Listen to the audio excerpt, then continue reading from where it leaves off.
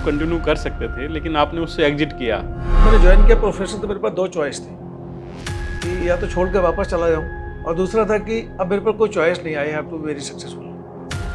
Decision आपका right या wrong नहीं होता, अगर रॉन्ग होगा तो लोगे आप डिसीजन। तो आपकी बुक है सेल्स मास्टरी, उसके मैं क्रक्स को जानना चाहूँगा कि भाई ये आपकी ये डिजायर है या आपके अंदर वो जज्बा है। अगर डिजायर है तो desire are speak, basic desire आपके अंदर है तो फिर होता क्यों नहीं। 2002 की बात है, मेरा परफॉर्मेंस आज वन ऑफ दी वर्स्ट था, और मैंने ऐसी परफॉर्मेंस लोग कभी लाइफ में देखी नहीं, तो मैं ऑलमोस्ट टूट सा गया। मैंने कहा ये प्रोफेशन अब टाइम आ गया। नमस्कार दोस्तों, स्वागत है आपका किस्से कामयाबी के एक और नए एपिसोड में। मैं हूं आपका दोस्त और होस्ट हेमंत गुप्ता। इस सीरीज में हम हमेशा आपको उन शख्सियतों से मिलवाते हैं जिन्होंने स्टार्टअप इकोसिस्टम में अपनी अमिट छाप छोड़ी है और जिनकी कहानियां आपको आगे बढ़ने की प्रेरणा देती हैं। आज के हमारे मेहमान हैं एक ऐसे ही शख्स जिनकी जर्नी छोटे से गांव से शुरू होकर कॉर्पोरेट की दुनिया के शिखर तक पहुंची। डॉक्टर रेड्डीज, जेबी केमिकल्स और कई दिग्गज फार्मा कंपनियों में 35 साल से ज्यादा का अनुभव, और फिर किताबों के माध्यम से लीडरशिप और स्ट्रेटेजी पर अपनी सीख को दुनिया तक पहुंचाना, ये सब उनकी पहचान है। मिलिए जेपी पाठक जी से, जो कि एक सर्टिफाइड इंडिपेंडेंट डायरेक्टर हैं, एक ऑथर हैं जिनकी 9 किताबें पब्लिश हो चुकी हैं, और आज वो एमएसएमई और स्टार्टअप्स को विजन से लेकर एग्जीक्यूशन तक की यात्रा में एक गाइड की भूमिका भी निभाते हैं।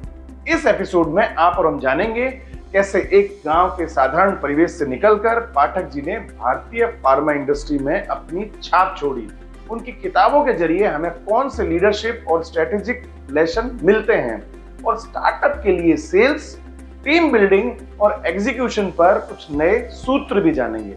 दोस्तों, ये एपिसोड मेरे साथ को होस्ट करेंगे मुकेश सिंगला जी, जो कि एक वैल्यूएशन प्रोफेशनल हैं और एक स्टार्टअप किस प्रकार अपनी सही वैल्यूएशन पे पहुंचे, इस बात की गहरी समझ रखते हैं।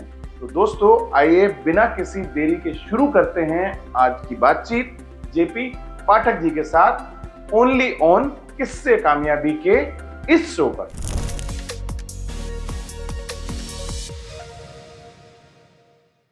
वेलकम करता हूं सर हमारे पॉडकास्ट में। थैंक यू, आपका टाइम निकालने के लिए और आने के लिए बहुत बहुत Thank you. धन्यवाद। मेरा सबसे पहला क्वेश्चन कि आपकी जर्नी कैसी रही? मेरी जर्नी 1 अप्रैल 88 को स्टार्ट हुई थी, तो कॉलेज से पास आउट था, और एक फैसिनेशन होता है सेल्स के लिए। कहीं पढ़ा मैंने कि भाई सोसाइटी में जो सबसे ज़्यादा इज्जत मिलती है सेल्स के लोगों को मिलती है। मैंने कहा यही करूँगा मैं। तो जब मैंने ज्वाइन किया प्रोफेशन, तो मेरे पास दो चॉइस थी कि या तो छोड़ के वापस चला जाऊँ, और दूसरा था कि अब मेरे पर कोई चॉइस नहीं, I have to be very successful. और अच्छी कंपनी में काम किया मैंने, डॉक्टर रेड्डीज फॉर एग्जाम्पल, जो मेरी पहली कंपनी थी जहाँ पे मैं नेशनल तक प्रमोट हुआ। लास्ट असाइनमेंट मेरा जेबी केमिकल के साथ था, जहाँ पे हमने नए ब्रांड्स, नई डिवीज़न लॉन्च की, और वो सब सक्सेसफुल रही। तो जब मैं देखता हूँ वापस मुड़ के, तो मुझे लगता है कि वो जो शुरुआती दौर की लर्निंग थी, जहाँ से मैं पला बड़ा गाँव में, स्कूल प्राइमरी के बाद 4-5 किलोमीटर दूर था, तो एक पर्टिकुलर स्क्वायर था बहुत फेमस, जो मैंने अपनी हर बुक में यूज किया है। तो वो उसके नीचे बहुत पुराना नीम का पेड़ था, तो वो उसके नीचे जो बैठक होती थी वो मेरा गुरुकुल था पहले, जहाँ से हमने सीखा लाइफ में। और एक ललक फूल था, इसको वो शुरू से थी सीखने की, तो मैं डायरी में नोट कर लेता था। तो उन दिनों हिंदी में नोट करता था। जब प्रोफेशनल बना तो उसी को चेंज करता चला गया कि कैसे चीज़ें वहाँ से यूज करना है, नाम बदलते रहे चीज़ों का। और मैनेजमेंट में जो डेली सीखते हैं हम मैनेजरियल रोल में, वो फिट करते चले गए। तो स्टोरी टेलिंग का फ़ायदा ये था कि मुझे एक तो लंबे समय तक याद रही। तो मैंने ऐसा सोचा कि अगर मुझे लंबे समय तक याद रहेगा और मैं आपको बताऊं तो मुकेश जी को लंबे समय तक याद रहेगी, तो मैंने उस तरह से यूज किया उसको। तो ये मेरी जर्नी रही। तो मैं उन अनुभव के बारे में भी जानना चाहूँगा जो आपने अपनी कॉर्पोरेट जर्नी के टाइम फील किया, कुछ ऐसे अप्स एंड डाउन्स और कुछ ऐसी मेमोरेबल स्टोरीज भी जो आप शेयर करना चाहें जो कॉर्पोरेट जॉब के टाइम आपके साथ हुई हैं। तो मैं बताऊँ कि लाइफ में डाउन भी बहुत होते हैं, लेकिन उस दौरान आपका बिहेवियर कैसा रहता है। तो मैं अपने टीम को, लोगों को हमेशा बताता कि भी जब आपका दौर ऐसा है, उस समय जो बिहेवियर है वो आपका एक्चुअल बिहेवियर है। और मैंने थोड़ा सा गलत ढंग से आपको पेश किया तो आप बोला एटीट्यूड इसके अंदर बहुत है। तो मेरे मैनेजर्स कहते थे हाँ सभी है, तो मैं कहता यही चीज़ सीखने की है सिद्धि यही है कि जो आपको दिख रहा है सबसे बाहर, वो आपका बिहेवियर, एटीट्यूड नहीं है, और बिहेवियर किस वजह से है वो कारण आपको पता नहीं है। तीसरा वो कहते हैं कि सराउंडिंग कैसी है आपकी। तो लोग कहते हैं ना कि अच्छी कंपनी रखो, you are some of 5 people, average 5 लोगों का एवरेज है आप। जैसी कंपनी, जैसे दोस्त आपके, वैसा बिहेवियर आपका होगा एवरेज में। तो वो कहते हैं कि सराउंडिंग कैसे, उससे डिपेंड करता है। उसके नीचे आता है एटीट्यूड। तो जिनका एटीट्यूड पॉजिटिव है वो उन हालात में भी अपना बिहेवियर ठीक रखते हैं, वो कैरेक्टर कहलाता है। तो मेरे फादर कहते थे कि बिहेवियर लोग भूल जाएंगे आपका, बट कैरेक्टर हमेशा याद रखेंगे। तो वर्क ऑन योर कैरेक्टर, और वो एक दिन में बिल्ड होता नहीं है। तो ये दूसरी चीज़ थी जिसने मुझे बहुत मजबूत रखा। और ख़ास तौर से जब मेरा लो फेस था, 2002 की बात है, मेरा परफॉर्मेंस शायद वन ऑफ दी वर्स्ट था, और मैंने ऐसी परफॉर्मेंस लोग कभी लाइफ में देखी नहीं। तो मैं ऑलमोस्ट टूट सा गया। मैंने कहा ये प्रोफेशन अब टाइम आ गया है। तो मेरे बॉस ने मेरे को सवाल पूछा था कि ये जानबूझ के किया है। मैंने कहा नहीं। तो इसका रीज़न पता किया नहीं, तो फिर सोल्यूशन नहीं है ना जो आप सोच रहे हो। सोल्यूशन वो है कि इसके एनालिसिस करो और फिर कमिटमेंट करो अपने आप से कि ये दोबारा नहीं होने दोगे। तो वो दूसरी चीज़ थी, वो उसने बहुत काम किया लाइफ में। कभी भी जैसे मौके ऐसे आए तो मैं गो बैक होता नहीं, दोबारा जाओ बेसिक पे। तो वो याद करता था एपिसोड। फिर मैं अपने लोगों से भी पूछता था कि जानबूझ के क्या है। कह रहा नहीं सर, एफर्ट्स में कोई कमी थी। कह रहे नहीं। तो मैंने कहा एफर्ट्स इतने इंपॉर्टेंट नहीं है, उतना ही इंपॉर्टेंट उनका डायरेक्शन है। ये रोल है लीडर का, टू सेट राइट डायरेक्शन। तो ये डाउन आते तब काम आता है। दूसरी चीज़ उन्होंने सिखाई थी कि अकाउंटेबिलिटी किसे कहते हैं। और तीसरा वो कहता है कि क्रेडिट एज ए लीडर आपको क्रेडिट लेना नहीं है, देना है। तो ये जब मेरा अब था टाइम, तब मैंने प्रैक्टिस किया। एक बार हम लोग एयरपोर्ट में बैठे हुए थे और वो साल मेरे जोन के लिए ख़राब था। मेरी टीम का परफॉर्मेंस उस साल भी बहुत अच्छा था। तो मेरे काफ़ी लोग बैठे थे बाकी टीम के। तो मेरे बॉस ने मौके का फ़ायदा उठाया और जनरल सवाल पूछा कि भाई तुमने ऐसी क्या चीज़ें की जो उसकी वजह से तुम्हारी टीम सक्सेसफुल रही, बजाय इसके कि वो डायरेक्ट मुझे बाद में एहसास हुआ कि मुझे बोलते तो मेरी तो बोस्ट हो जाती, 4 लोगों की इंसल्ट हो जाती। तो उन्होंने ऐसा सिचुएशन क्रिएट कर दी लॉन्च में बैठ के चाय पिला के कि अपना एक्सपीरियंस शेयर कर दो। तो मैंने उनको, मुझे खूब अच्छी तरह याद है, मैंने उनको बोला कि सर मेरे लिए ट्रेनिंग सेकेंड है। ट्रेनिंग पे जो लोग जोर दे रहे थे उस समय कि सब ये ज़रूरत है, वो ज़रूरत है, हर किसी को ज़रूरत है। तो कहते कि तुम्हारी टीम को ट्रेनिंग की ज़रूरत नहीं है।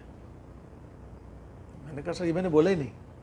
मैंने बोला कि ट्रेनिंग से ज़्यादा इम्पोर्टेंट मेरे सिलेक्शन, रिक्रूटमेंट, कि मेरी रिक्वायरमेंट क्या है मेरी कंपनी की, उस रिक्वायरमेंट के लिए मैं सिलेक्ट कर रहा हूँ।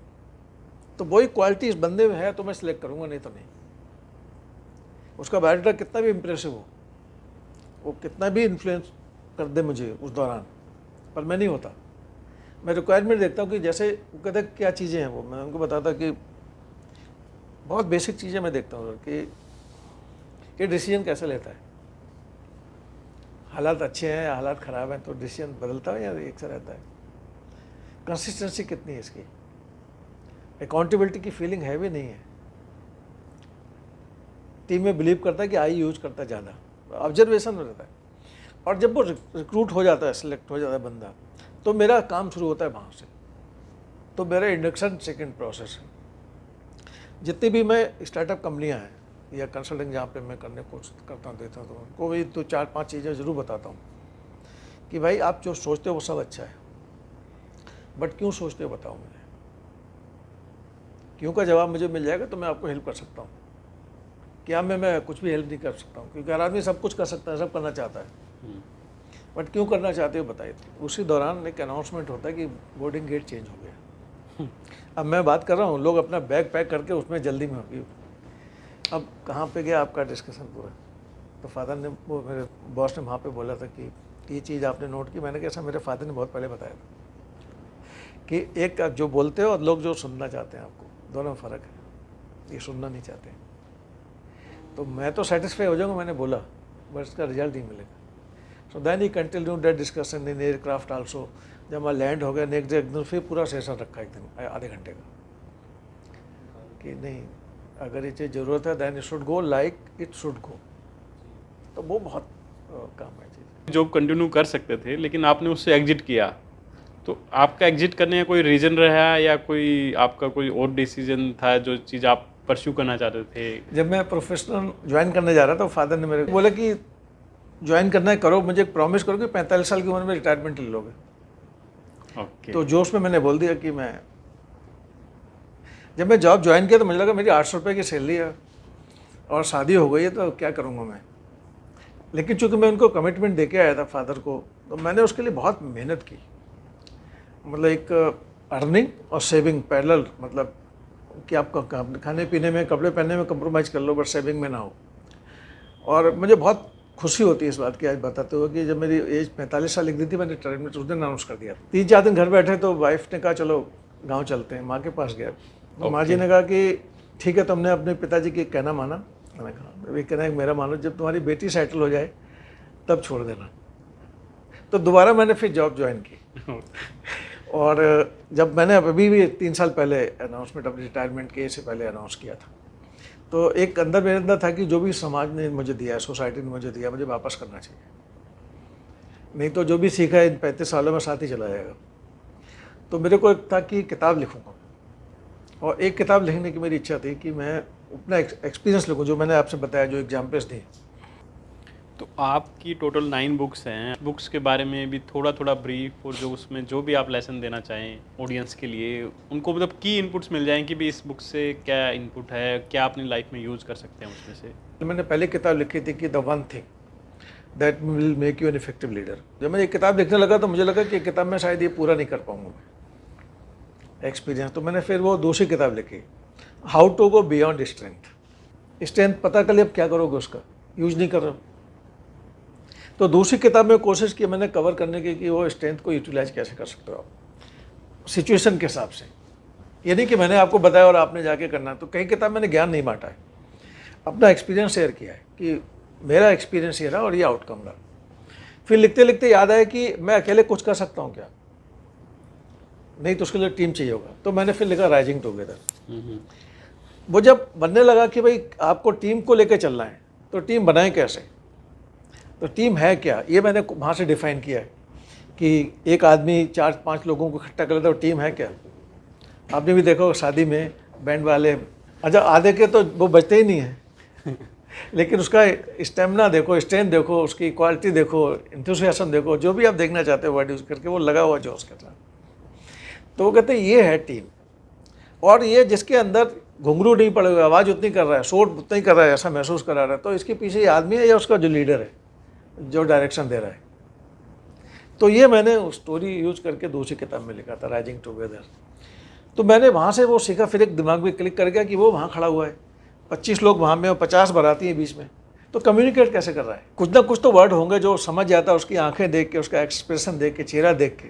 तो मैंने लिखा कम्युनिकेशन, कि कम्युनिकेशन है क्या, मतलब बोलना कम्युनिकेशन है, सुनना कम्युनिकेशन है। तो वहाँ पे मैंने यूज किया वर्ड की listening more in demand, less in supply. तो वो लिखे मैंने फिर कम्युनिकेशन के ऊपर। फिर मैंने थोड़ा उसको और डाइवर्सिफाई किया। तो जैसे मैंने एक बुक पे लिखा है इमोशनल इंटेलिजेंस पे, एक पूरी बुक लिखी है। तो इमोशनल इंटेलिजेंस मैंने जो वर्ड टॉपिक सेलेक्ट किए हैं, वर्ड सब कॉमन है, और उसी वर्ड को, कॉमन वर्ड को लेकर मैंने अपने गाँव की स्टोरी को विजिट किया, वहाँ से जानने की कोशिश की कि मैंने क्या सीखा था। जैसे एम्पैथी, अब ये सारा आदमी कहता है भाई एम्पैथी, सिंपैथी, एम्पैथी करता है, और मैं उस पर लिखूँ तो पूरी थीसिस लिख देगी, बहुत सारी अवेलेबल बुक। तो मैंने देखा कि एक बच्चा सड़क के किनारे रो रहा है, उसकी साइकिल की चेन टूट गई। अब आपको साइकिल की चेन ठीक करना तो आती नहीं है, और देख के 50 लोग चले गए, पर एक बंदा वहाँ जाता है, उसको पूछता है, कंधे पर हाथ रखता है और कहता है यार ढूंढो आसपास कुछ छोटा मोटा तार मिल जाए या रस्सी मिल जाए, उससे बांध देता हूँ, और वो उससे जोड़ देता है। तो वो उसके साथ उसने एम्पैथी दिखाई नहीं दिखाई, बिल्कुल उसके चेहरे पे मुस्कुराहट आएगी नहीं आएगी। आएगी। जब वो जाएगा तो आपको मुस्कुराते हुए बाय बाय करके जाएगा, नहीं जाएगा। बिल्कुल। तो ये मैंने इमोशनल इंटेलिजेंस ऐसे 20 टॉपिक कवर किए हैं, जिसमें डिसीजन मेकिंग है, डिसीजन लेते कैसे हो। एक तो है कि भाई सिचुएशन है और डिसीजन लेना है, तो वो डिसीजन ले लिया। कुछ लोग डिसीजन नहीं लेते हैं कि क्या होगा। तो मैं सीखा बचपन में कि डिसीजन आपका राइट या रॉन्ग नहीं होता है। अगर रॉन्ग होगा तो लोगे आप डिसीजन, भाई सोच अगर के मुझे शुरू में पता लग जाए कि साहब कि मेरा डिसीजन गलत है, लूँगी मैं तो नहीं लूँगा। नहीं लेगा, कोई भी नहीं लेगा। तो वहाँ से मैंने सीखा कि decision will be either productive और नॉन प्रोडक्टिव, वो टाइम प्रूव करेगा। लेकिन आप इस वजह डिसीजन ही नहीं लो तो क्या होगा। फिर मैंने एक किताब में लिखा है कि प्रोक्रेस्टिनेशन पे मैंने लिया, तो मेरे वो भी एक नेचुरल स्टोरी है, नॉर्मल मैंने लिया गांव से ही, ताकि कहीं पे ये ना लगे कि सब हर बात अपनी लाइफ की आ रही थी। मेरे ब्रदर थे बड़े इंटेलिजेंट, बहुत शार्प, मैथमेटिक्स उनका फेवरेट सब्जेक्ट, 99 आउट ऑफ 100 वाले स्कोर करते थे। लेकिन एक उनके था कि कल करेंगे, तो होते नहीं कभी। तो मेरे फादर उनको नदी के किनारे ले गए, चलो मेला दिखाने ले चलते हैं। तो बोले मेला उस तरफ ज़्यादा अच्छा है। तो बच्चे थे हम लोग सब, तो क्यूरियोसिटी होती है, हाँ। तो बोले नदी पार करेंगे, ठीक है। पाप हमारे फादर रेत में बैठ गए। तो पिता ने कहा चलो भाई देर हो रही है। तो पिताजी कहते हैं कि नदी सूख जाने दो फिर चलेंगे, तो आराम से निकल जाएंगे ना। तो बड़े ब्रदर ने कहा कि ये तो दिन कभी आएगा नहीं। तो उन्होंने कहा दोबारा बोलो। तो उन्होंने कहा ये दिन तो कभी आएगा नहीं। फिर बोला एक बार और बोलो। तो ब्रदर को मैसेज मिल गया कि वो क्या कहना चाह रहे हैं, और वो बड़ा हेल्प किया उन्होंने। टीम बिल्डिंग पे मैंने एक स्टोरी किताब में लिखी पूरी, जिसपे मैंने ऐसे एग्जाम्पल लिए हैं गांव की। कबड्डी का खेल लिया है, गांव में जब मिलते हैं होली पे आते हैं तब लेते हैं। जर्नी ऑफ लीडरशिप मेरी लास्ट किताब है, तो उसमें वो पूरी जर्नी मैंने डिफाइन करी है, कोशिश कि जैसे परसिस्टेंस क्या है, इफ़िशिएंसी क्या है, इफ़ेक्टिवनेस क्या है, कंटिन्यूटी क्यों ज़रूरी है, कंसिस्टेंसी क्यों ज़रूरी है। सोच बहुत है आपके अंदर कि बहुत है, मतलब इच्छाएं बहुत हैं, बट आपके अंदर जज्बा नहीं है करने का, तो फिर कुछ नहीं होगा। लाइफ एग्जाम्पल ऐसे ही है मेरे पूरे। उसमें मैंने स्टोरी है 20, और पूरा सिनेरियो गांव का है, जहाँ तक कि वो न्यूट्रलिटी बनी रहे। फार्मा इंडस्ट्री से मैं हूँ, मैं हर एक स्टोरी वैसे लिख सकता हूँ रियल टाइम के साथ, पर मैंने कहा न्यूट्रलिटी ख़त्म हो जाती है, वो नेचुरल है। तो इस तरह से 9 किताबों में अलग अलग मैसेज हैं, और कोई स्पेसिफिक मैंने ऐसा नहीं लिखा कि आप पढ़ो और बहुत कुछ पढ़ना है आपको, ऐसा कुछ भी नहीं है। एक स्टोरी है सिंपल सी, उसके नीचे मेरे लेसन टेक अवे जो है, जो मैंने सीखा उस स्टोरी से, वो दिया है। और मैंने ये कहीं नहीं लिखा कि ये मेरा यही चीज़ ट्रूथ है। मैं कहता आप इसके अलावा भी कुछ सीख सकते हो। एक और आपकी किताब के बारे में जानना चाहूँगा कि mastering the art of success strategies. पहले 5 किताब पब्लिश हो गए, तो किसी ने मेल भेजा मुझे, उसने पॉइंट मुझे ये दिया था कि मैं आपसे जानना चाहता हूँ कि आपकी स्ट्रेटजी क्या थी। तो मेरे को बहुत दिन सोचने में लगे। फिर मैं गांव गया। अब गांव का सिचुएशन है, भुखमरी के हालात हैं गांव, मैंने बताया पानी नहीं है, सड़क नहीं है, वहाँ पे मेला लगाना अपने एफर्ट्स से। तो मैंने सोचा कि ये कंपनी बन रही है, नया स्टार्टअप है, मेला है वो, उसमें स्टॉल चाहिए आपको, स्टॉल में खाने पीने का सामान भी चाहिए, और पैसे हैं नहीं। तो मेरा एक्सपीरियंस क्या कहता है 35 साल का, मैंने देखा कि strategy means what is to be done. ठीक है ना, क्यों, ये सवाल मिस हो जाता है। थैन कौन करेगा, तो व्हाट हो गया, वाई हो गया, हु आ गया, कैसे करेगा, हाउ, प्रोसेस। बिल्कुल। तो ये सब स्ट्रेटजी है। गलती क्या करता है आदमी, आप जब भी आप मिलेंगे आपका एक्सपीरियंस शायद डिफरेंट नहीं होगा, ऐसा मेरा मानना है। क्योंकि मैं इतने साल लोगों से मिला, देखते हैं मोस्टली लोग टाइम स्पेंड करते हैं हाउ पे, और मेरा मानना है कि हाउ पे जितना कम टाइम में स्पेंड करोगे कंपनी उतने आगे जाएगी। भाई जिसको आपने हायर किया है, क्या देख के किया, फिर जब उसको हाउ बताना है तो अपने पियोन को प्रमोट करते ना फिर आप, क्योंकि वो अपना दिमाग लगा ही नहीं, सुनेगा बिल्कुल इज्जत के साथ। आपने ज़्यादा पैसे दे के हायर किया उसे, और फिर बता रहे हो कैसे करना है, तो ये गलती मत करो। तो वो मैंने लिखा सक्सेस स्ट्रेटजी में कि वो क्या चीज़ें हैं। तो strategy means what to be done, why should be done, who will do, when he will do, and how last में। तो पहली चीज़ बताओ और वाई पे सबसे ज़्यादा टाइम लगाओ। अगर वो वाई बताया तो ही सोल्ड टू दिस, वो आइडिया उसने परचेज कर लिया आपका, अब आपकी स्ट्रेटजी कामयाब होगी। तो ये वो उस किताब में मैंने कवर करने की कोशिश की है। सर हमारी ऑडियंस है ना बेसिकली स्टार्टअप से रिलेटेड है, और स्टार्टअप्स के लिए एक सेल्स टीम बनाना अपने आप में चैलेंज रहता है। तो आपकी बुक है सेल्स मास्टरी, उसके मैं क्रक्स को जानना चाहूँगा ऑडियंस के लिए, जो आप उनको बढ़िया सा मैसेज उससे दे सकें। जो उसमें कोशिश की जानने की होता है कि भाई ये आपकी डिजायर है या आपके अंदर वो जज्बा है। अगर डिजायर है तो desire are speak, mostly desire. और ह्यूमन बीइंग में 4 बेसिक डिजायर हैं। ये अपनी किताबों में, ग्रंथों में, उपनिषद में 24,000 साल से ज़्यादा से लिखा हुआ है और आज तक कोई प्रूफ गलत नहीं किया है। अगर हम डिस्कस करते हैं आपके साथ तो आप पहले आदमी होंगे मेरी लाइफ में जो गलत बोलेंगे साहब ये इसमें एग्री नहीं करता, ऐसा मेरा मानना है। तो 4 बेसिक डिजायर है। Everybody want to be healthy, everybody want to be happy, everybody want to be successful. चौथी डिजायर है everybody want to have financial independence. Definitely. ये 4 बेसिक डिजायर हैं। जो भी जिंदा है आदमी सोचने समझने की इच्छा शक्ति रखता है। फिर भी आप लोग देखते हो अस्पतालों के नंबर, अस्पताल में ओपीडी का नंबर, दुखी लोगों का समूह जब आप देखते हो, ग्रुप में आप देखो, अनहैप्पी लोग कितने हैं। पैसे के लिए आपको, आप तो स्टार्टअप में जब देखते हो लोग तो ढूंढते हैं भाई कि हमको कोई इन्वेस्टर मिले, बिल्कुल, ताकि इंडिपेंडेंस आ जाए मेरे अंदर। जब ये 4 बेसिक डिजायर आपके अंदर हैं तो फिर होता क्यों नहीं है?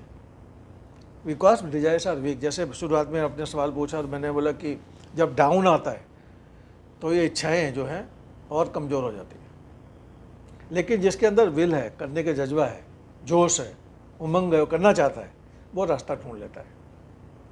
तो जो स्टार्टअप के लिए जो बात है, जो सेल्स सक्सेस मास्टरी का, ये मास्टरी उसमें मैंने कोशिश की है देने की कि वो कैसे मिलेगी आपको, कि कैसे आप उनको यूटिलाइज करते हो रिसोर्स को, टीम बनाते कैसे हो, टीम है क्या, उनको डायरेक्शन क्या दे रहे हो, कम्युनिकेशन क्या दे रहे हो, कम्युनिकेट कर कैसे रहे हो। और स्टार्टअप में मैं देखता हूँ जो दूसरी चीज़ में मैंने गैप देखा है। स्टार्टअप जब मैं बात करता हूँ, नए डिवीज़न हो सकती है, नई कंपनी हो सकती है, टोटल नया कोई वेंचर आप शुरू करते हो, आप बीच में जो गैप होना चाहिए, बीच में जो भरते हो ना, रिस्पांस के बीच में, एक्शन और रिस्पांस के बीच में जो गैप है, टाइम, वहाँ पे क्या करोगे, वो वैक्यूम हो जाता है, वहाँ पे सारी समस्या आती है। तो आपने एक बार एक चीज़ की रिजल्ट मिल गया तो बहुत अच्छा, नहीं मिला तो छोड़ दिया, वो नहीं।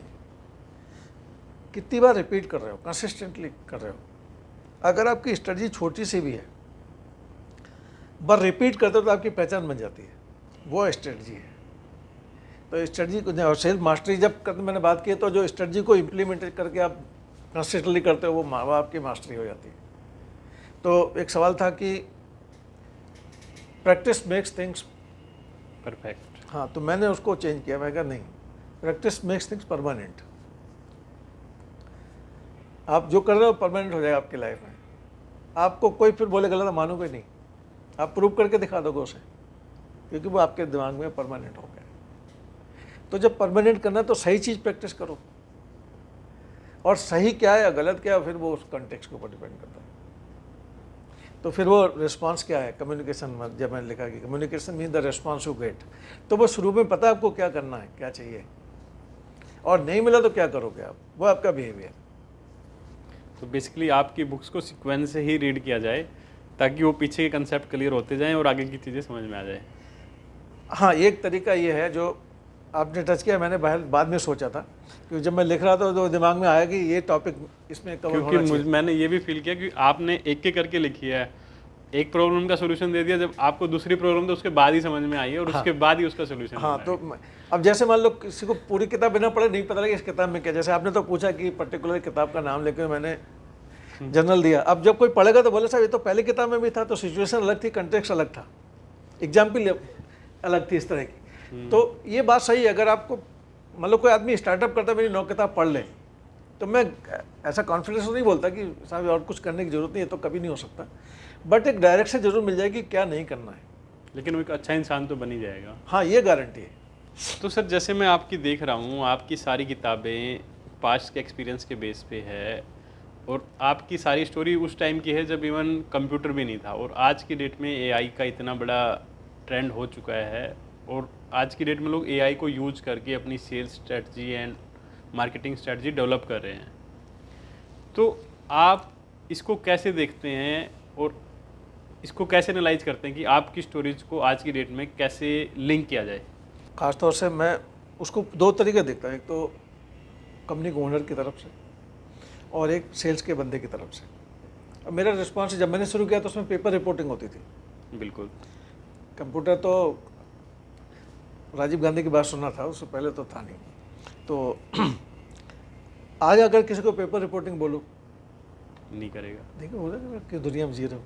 हम्म, दूसरा जो सवाल कि भाई सब कुछ एआई कंटेंट है, एआई कंटेंट है नेचुरली अच्छा भी हो सकता है, मैं तो नहीं कहता ख़राब है, बट इमोशंस की कमी तो है। इमोशंस कहाँ से आएंगे और वो जनरेट कैसे होंगे? इमोशंस तो एक फीलिंग है, और वो फीलिंग जब आती है जब हम रूबरू होते हैं एक दूसरे के साथ। मैं अपना किस्सा देता हूँ आपको कि जब मैं रिपीटेटिव बना, पहले 3 महीने में इतनी स्ट्रगल थी कि मैं जहाँ जाऊँ मेरी रिजेक्शन। कंपनी हमारी नई थी, पहचान थी नहीं, मल्टीनेशनल्स का दौर था वो समय। तो लखनऊ मेरे आरएस में बैठते थे, उन्होंने मुझे संडे को बुलाया। तो दिमाग में ये था कि शायद पेपर लेने के लिए बुलाया है। मैं आपको एआई बताता हूँ, एआई में डालोगे तो जनरेट करके यही आएगा वो। जब मैं उनके पास पहुंचा तो चाय वाय पिलाई उन्होंने मुझे, और मैंने कहा ये मेरे को रिजिग्नेशन देने के लिए बोलेंगे। तो उन्होंने मुझे पहला सवाल पूछा, मुझे बहुत अच्छी तरह याद है, कि सक्सेसफुल होने के लिए क्या करते हो? जबकि मैं था तो फेल्योर। तो सरकास्टिक लगा मुझे, लेकिन इतना अकल नहीं थी कि मुझे सरकास्टिक लगे। तो मैंने बताया कि सर जो भी फीचर्स हैं कंपनी का, हमारे ब्रांड के, वो सब बताता हूँ और मैं पूरी बात बताता हूँ अपनी। तो उन्होंने एक सवाल पूछा था मुझसे कि वो आदमी इंटरेस्टेड है या नहीं है जो आप बता रहे हो उसमें। ये जानने की कोशिश मैंने कभी नहीं की। जो आप बता उसको ज़रूरत है या नहीं है आपके प्रोडक्ट की, वो भी मैंने जानने को, आपने बताने की कोशिश की, यानी प्रोडक्ट बेचने की कोशिश कर रहे थे आप। तो मैंने कहा, बोले तो कभी नहीं मिलेगी आपको सफलता। तो मैंने फिर क्या करना चाहिए? बोले आप जाके उन लोगों के साथ बताओ, बैठो, समझो और कोशिश करो रिलेशन बने, सेल बने नहीं। तो मैंने इस चीज़ को यूज किया। अब आप इसको आर्टिफिशियल इंटेलिजेंस में डालिए, अपने वाली जो मैं दे रहा हूँ जनरेट करते हैं, कि biggest investment in any relationship is time not money. मैंने सीखा कि the biggest investment is in relationship is time. और आज के दौर में हर आदमी जल्दी में है, उसको सब पता है, सिंड्रोम है, आई नो। अब वो उसके पास सुनने का कैपेसिटी नहीं है, अगर है भी तो उसकी इच्छा नहीं है, बिल्कुल। वो बताने के मूड में है पूरा, कस्टमर का इंटरेस्ट नहीं है। इसलिए आज के देश में एट्रिशन हाईएस्ट लेवल पे है। हमारे ज़माने में 5% अगर एट्रिशन था तो बड़ा बुरा मानते थे। 20 साल 25 साल एक ही कंपनी में निकल जाते थे। आज 3 साल में कंपनी नहीं बदल रहा, कहता है यार तुम कैपेबल नहीं हो, कुछ तो इशू है आपके साथ कि 4 साल एक ही कंपनी में टिके हुए हो। तो ये फ़र्क आया है, मैंने देखा कि एआई का, अब जब लोग उसको अपना जो अपना एआई है जनरेट करते हैं। आज भी जब मैं हेड ऑफिस में था तो क्वार्टर में एक बार, और रिप्रेजेंटेटिव को हाथ से चिट्ठी लिखता था और मैनेजर्स को साल में एक बार। मेरे बहुत से रिप्रेजेंटेटिव मैनेजर कहते हैं कि साहब वो चिट्ठी मैंने अपनी फाइल में लेमिनेट करके रखी हुई है, यानी कि उसकी सर्टिफिकेट से ज़्यादा वैल्यू है। बिल्कुल है। अगर मैं ऐसा लोग फील करते थे, मैं इसलिए लिखता था कि मेरे को अच्छा चल, मैं इसलिए लिखता आपको अच्छा लगेगा, मुझे लगता है मुझे अच्छा लग रहा है, मैं उसकी कॉपी एक रखता हूँ अपनी फाइल में। तो उसका, और आया कहाँ से, एक शादी में मैं गया तो एक रिप्रेजेंटेटिव मेरे पास आया, बुला के ले गया, साहब मेरे फादर हैं। उन्होंने नहीं बताया कौन था, फादर ने मेरे को पूछा पाठक साहब। मैंने कहा था ये कैसे पता लगा आपको? तो कह रहे जब ये मिलाने लाया तभी पता लग गया कि ऐसा कोई दिन नहीं होता जिस दिन आपका जिक्र मेरे घर में नहीं होता है। मैंने कहा साहब ऐसा क्यों? कह रहा कि आपकी एक पहली चिट्ठी आई थी जो मेरे नाम से थी, फादर को मैंने एड्रेस किया था कि डियर सो एंड सो, और मैंने कहा कि as proud you are of your son and I am proud more than you as a team leader. ऐसा मैंने हिंदी में लिखा था पूरा। तो कह रहे कि वो जो चिट्ठी, मतलब मैंने अपने को प्रेशर दे दिया इसके ऊपर कि ऐसी चिट्ठी जब तक कंपनी में रहोगे हर साल आनी चाहिए। अब बताइए इमोशंस ये है कि जो आप बता रहे हैं आर्टिफिशियल इंटेलिजेंस की वैल्यू, ये फ़र्क मैंने महसूस किया अपनी लाइफ में। और लोगों को मैं रिक्वेस्ट करता हूँ अपनी टीम को, भाई ये वाला ज़रूर एंगल रखो उसके अंदर, अच्छे लोगों के साथ टाइम स्पेंड करो, और your good people deserve good time. तो सर जैसे आपने बताया था, आपने आफ्टर रिटायरमेंट एक इंडिपेंडेंट डायरेक्टर का कोर्स किया है, सर्टिफिकेशन कोर्स। तो मतलब उसकी क्या रेलेवेंस है और कैसे उसका करने का आपका बेसिकली पर्पज़ क्या रहा? एक्चुअली जब मैं रिटायरमेंट अनाउंस कर दिया तो था, एक तो ये था कि मेरे अंदर पैशन था कि मैं किताब लिखूंगा, और इसलिए नहीं कि पैसा कमाना था, ऑब्जेक्टिव ये था कि जो सीखा है वापस कैसे जाए। तो उस दौरान मेरी 2-4 लोगों से मुलाकात हुई और स्टार्टअप के बारे में लोगों ने डिस्कस करना शुरू किया। कंसल्टिंग के ऑफर मेरे पास आए 2-4 कंपनियों के, और एक कंपनी थी मॉडर्मा लाइफ साइंस, जहाँ से शुरू किया, तो नया शुरू करने वाले थे। तो बाहर निकल के जब बोर्ड बनाना है, IPO लाना है, तो एक इंडिपेंडेंट डायरेक्टर की जरूरत, मैंने समझने की कोशिश की उनका रोल क्या है। बिल्कुल। तो मुझे लगा कि वो वहाँ पे बहुत कुछ कंट्रीब्यूट करने के लिए है। जो नए स्टार्टअप करते हैं उसके अंदर बहुत समय जोश होता है उस समय उनके पास, और बहुत कुछ करना चाहते हैं, आइडिया की भरमार है उनके पास, बट वो कौन सा आइडिया क्लिक करेगा ये मालूम नहीं है। अगर मालूम हो तो फिर ज़रूरत नहीं है, कुछ भी हो सकता है। तो मैंने सोचा कि अगर मेरे पास सर्टिफिकेशन हो जाए, मिनिस्ट्री ऑफ कॉर्पोरेट अफेयर से मैं पास हो जाऊं, उस समय लोगों ने डराया कि साहब पास आउट रेट बहुत कम है, 50% था उस समय, अब 60% था, अब 50% कर दिया है मार्क्स। मतलब पहले 60% जरूरी होता था, 50% पे पास हो जाते हैं, सर्टिफिकेट मिल जाता है, तो बेंच मार्क बहुत हाई है। मैंने कहा चलो करते हैं।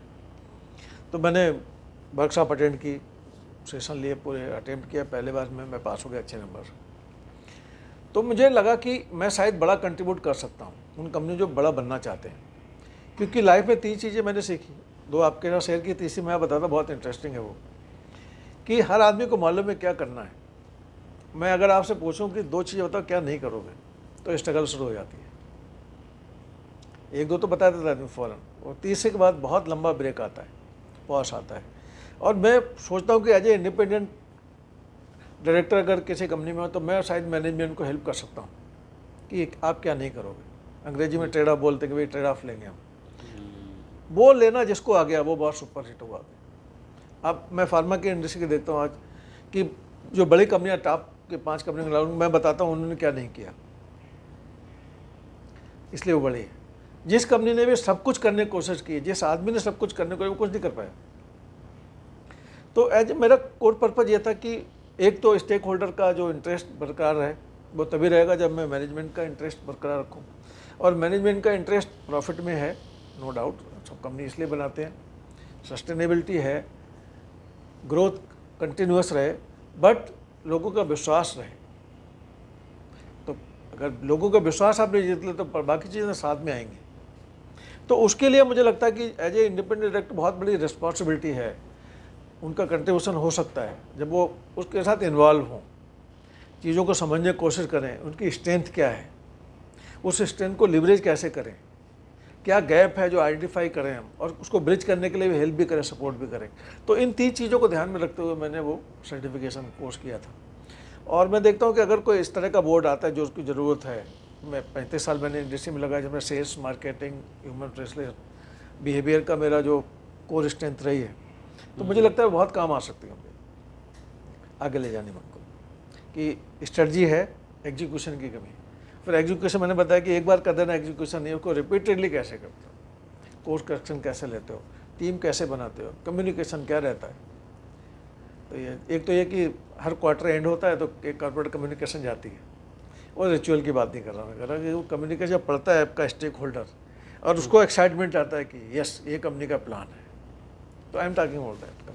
तो दोस्तों ये थे हमारे आज के गेस्ट, जिन्होंने बताया ही नहीं बल्कि करके भी दिखाया है। आपकी अर्धी सोच सही है और आप अपने कंटिन्यूस एफर्ट्स को पुट करते हैं तो आप कुछ भी अचीव कर सकते हैं।